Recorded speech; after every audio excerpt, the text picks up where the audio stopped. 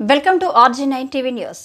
మంత్రాలయం నియోజకవర్గ ప్రజలు, కార్యకర్తలు, నాయకులు, నా దేవుళ్లు ఎమ్మెల్యే బాలనాగిరెడ్డి కర్నూలు జిల్లా పెద్ద కడబూరు మండల కేంద్రంలో రామలింగేశ్వర స్వామి దేవాలయం దగ్గర 4వ విజయం సాధించి ఎమ్మెల్యే బాలనాగిరెడ్డి కార్యకర్తల సమావేశం నిర్వహించారు.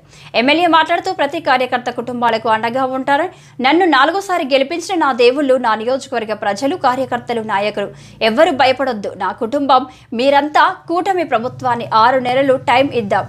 ప్రజలకు న్యాయం చేయకపోతే పోరాటం చేద్దాం. ఈ కార్యక్రమంలో రాష్ట్ర వైఎస్ఆర్సీపీ నాయకులు పురుషోత్తం రెడ్డి, రామ్మోహన్ రెడ్డి, చంద్రశేఖర్ రెడ్డి, రవిచంద్రరెడ్డి, జామ్ ముక్కయ్య, ఎమ్మెల్యే బాలనాగిరెడ్డికి గజమాలతో ఘన సన్మానం చేసిన కంబాలదిన్నె గ్రామ వైఎస్ఆర్సీపీ నాయకులు ఆల్లయ్య, మాజీ సర్పంచ్ ఈరన్న, చిన్న భీమారాయుడు, కేరయ్య, శేఖర్, గుండకాయల హుసేని, సిద్ధు, గోపాల్, వీరేష్, హుసేని, పెద్ద భీమారాయుడు, ప్రతి గ్రామ ప్రజా ప్రతినిధులు, కార్యకర్తలు పెద్ద ఎత్తున పాల్గొన్నారు. RG9 టీవీ న్యూస్ ఎండి ఆశీర్వాదం.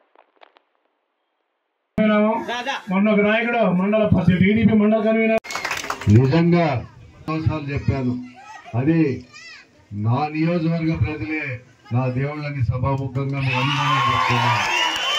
ఎందుకంటే ఎవరు 2009లో మనం సపరేట్ కాన్స్టిట్యున్సీ కావడము, 2009 నుంచి 24 వరకు నన్ను గెలిపించుకుంటూ వస్తున్నా ఈ దేవుళ్ళని ఎప్పుడు మర్చిపోయి ఎంత రుణం తీసుకోవాల్సింది.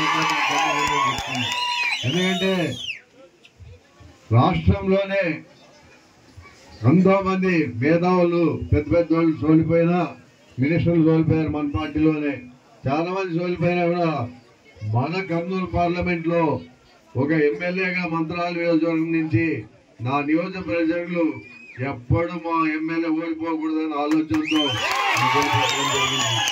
అలాగే మన కర్నూలు జిల్లాలో వాల్మీకి సోదరుని కూడా గెలిపించడం జరిగింది. అంటే మన నియోజకవర్గ ప్రజలకి ఎంత అభిమానం, ప్రేమ ఉందో నాకు తెలుసు. ఎందుకంటే మీకు ఎప్పుడు మేము అండగా ఉండే ఆలోచన మాలో ఉంది కాబట్టి మీరు మా ఎన్నుకుండి నన్ను ముందుకు నడిపిస్తున్నారు. నిజంగా చెప్పాలంటే మన పార్టీ ఏం సోలిపోలేదు, మనకు 40% వచ్చింది. కానీ దాని కూటమి వాళ్ళు మోసం చేసి మన పార్టీని అనగదొక్కడం జరిగింది. అయినా కూడా ఈ రోజు మన పార్టీలో ఎవరు సోలిపోలేదు, అందరు గెలిచినట్లేని ఈ సభాముఖంగా మీ అందరికి తెలియజేస్తున్నా. జగన్మోహన్ రెడ్డి నేను గెలిచినప్పుడు ఏం చెప్పాడు, అన్నా ఏం మన పరిస్థితి ఇలా జరిగిపోయిందని మనం అడిగితే ఆయన ఇంకా పథకాల గురించి మర్చిపోలేడు. ఆయన ఒకటే చెప్తాడు, నేను మళ్ళీ గెలిచింటే అన్నా 5 పథకాలు రెడీగా ఉన్నాయంటున్నాడు. నేను పోతే ఏమన్నా ఇంకా పథకాల మీదే ధ్యాస ఉంటుందా అని అడగడం కూడా జరిగింది. అంటే మనం వచ్చింటే మన రైతులకి ఈసారికి డబ్బులు పడేది, అమ్మఒడి పడేది, ఇంకా 3 పథకాలు కూడా రెడీగా ఉన్నాయి, అన్నిటికీ రెడీగా ఉండే పరిస్థితి. కానీ మన ప్రజలు ఒక్క అబద్ధాన్ని నమ్మి మోసపోయారని బాధపడుతున్నారని కూడా చెప్పడం జరిగింది. ఎందుకంటే జగన్మోహన్ రెడ్డి మాట నిలబెట్టుకున్నాడు. కానీ చంద్రబాబు నాయుడు గారు, పవన్ కళ్యాణ్ గారు, లోకేష్ బాబు చెప్పారు, ఇంటింటికి మీరు ఎంతమంది అంటే అంతమందికి అమ్మఒడి మీ పిల్లలకి ఇస్తాను అని చెప్పడం జరిగింది.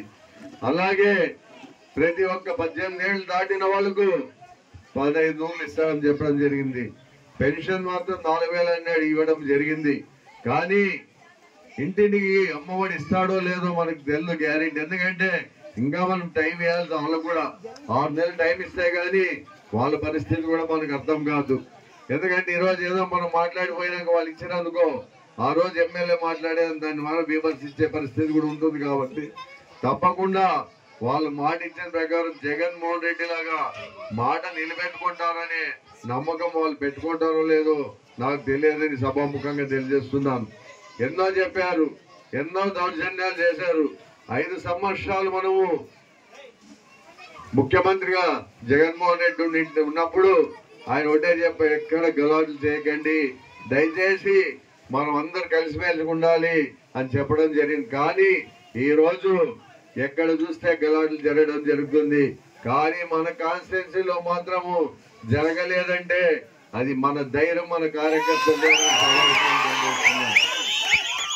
ఎందుకు మన మీద వాళ్ళకు ఎదుర్కొనే శక్తి వాళ్ళు లేదు. మనము వాళ్ళని ఎదుర్కోగల శక్తి మనకిచ్చిన మనం దాన్ని వాడుకోవడం లేదు. ఎందుకంటే మంచితనంగా పోవాలి, ప్రతి ఒక్కరు బాగుండాలని కోరుకునే మన పార్టీ కాబట్టి వాళ్ళలాగా ఈరోజు వస్తే మిడ్ డే మీల్స్ మేరకు అధికారులు బెదిరిస్తున్నారు. అధికారుల్ని అలాగే ఫీల్డ్ అసిస్టెంట్ అంటున్నాడు. ప్రతి ఒక్కటి వాళ్ళ చేతుల్లో ఏం లేదు. ఫీల్డ్ అసిస్టెంట్లకు చెప్తున్నా, మన లైసెన్స్ ఉన్న మన రేషన్ వాళ్ళు కూడా చెప్తున్నా, మిడ్ డే మీల్స్ వాళ్ళకి కూడా చెప్తున్నా, ఎవరు భయపడొద్దండి. ఎందుకో కొంతమంది మన వాళ్ళ ఊరికి ఇచ్చేశారు, ఇవ్వాల్సిన అవసరం కూడా లేదు. అలాగే మన డీలర్లు కూడా, పర్మనెంట్ డీలర్లు ఎవరు భయపడాల్సిన పని లేదు. తప్పకుండా మీరు గట్టిగా ఉండండి. ఏదో ఇన్ఛార్జ్ అంటే సరే, ఏ ప్రభుత్వం వచ్చినా రేపు మన ప్రభుత్వం వచ్చినా ఇన్ఛార్జ్ గా మనం తీసుకుంటాం. దాని గురించి ఆలోచన చేయాల్సిన పని లేదు. అది తెలుసుకోకుండా వాళ్ళు మూర్ఖంగా చేస్తున్నారు. సరే, వాళ్ళు ఎంత చేస్తే అంత మంచిది ప్రజల్లో పోతుంది. అవన్నీ ప్రజలు చూస్తూనే ఉంటారు. ఏ ఒక్కటి కూడా చూడకుండా పోవడం లేదు. 6 నెలల తర్వాత మనకు చెప్పిన ఏ పథకం రాకున్నా తప్పకుండా మన ప్రజలు, మన రైతుల కోసం, మన అక్క చెల్లెళ్ళ కోసము, మన అందరి కోసం నేను పోరాడతామని సభాముఖంగా తెలియజేస్తున్నాం. అందరు పోరాడాల్సిన అవసరం ఉంది. మాట విచ్చి అబద్ధాలు చెప్పే మాట మా జగన్మోహన్ రెడ్డిలో లేదు, కానీ మీ పార్టీలో ఉందనే ఆలోచన అలా వస్తుంది. తప్పకుండా తెలుగుదేశం వాళ్ళు మాట తప్పుతారని కూడా చెప్తున్నా. ఎందుకంటే ఎన్నో సార్లు 2014లో చూశారు. ఆయన ఆ రోజు రైతు రుణమాఫీ చేస్తా అంటే ఏ ఒక్కరికి కూడా చేయలే. డాక్టర్ రుణమాఫీ చేస్తా అన్నాడు, ఎవరికి ఇలా. ఆలో నిరుద్యోగులకు 2000 ఇస్తా అని చెప్పాడు, ఏ ఒక్కరికి ఇలా. కానీ జగన్మోహన్ రెడ్డి చెప్పిన 9 పథకాలు కాదని ఇంకా ఎక్కువే ఇవ్వడం జరిగింది. అలాంటి ముఖ్యమంత్రి అంటే మన దివంగత ముఖ్యమంత్రి రాజశేఖర రెడ్డి గారు కుమారుడే చేయగలరు తప్ప ఎవరితో దమ్ము ధైర్యం లేదని చెప్తున్నాను. ఆయన చెప్తున్నాడు 14 ఏళ్ళ ముఖ్యమంత్రి, మరి ఆయనకి ఎందుకు ఆలోచన రావడం లేదు? ఆ రోజు ఏం చెప్పాడు, కొన్ని వీడియోలు చూడండి.